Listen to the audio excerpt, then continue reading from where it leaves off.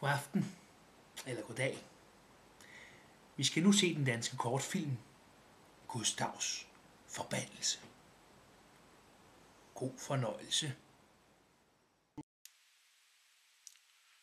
Gennem et lille smil, til det bliver gråvejr, og så er himlen altid blå.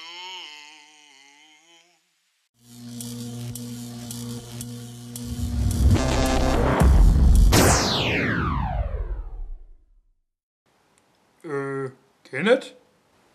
Hallo, Kenneth? Kenneth?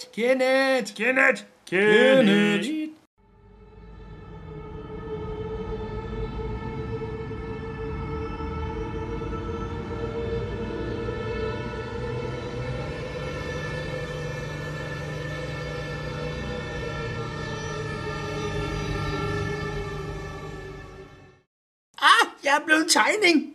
Det var dog det aller værste. Jeg sad jo bare og sang en lille Gustav Winter-sang. Jeg må være ramt af Gustavs forbandelse.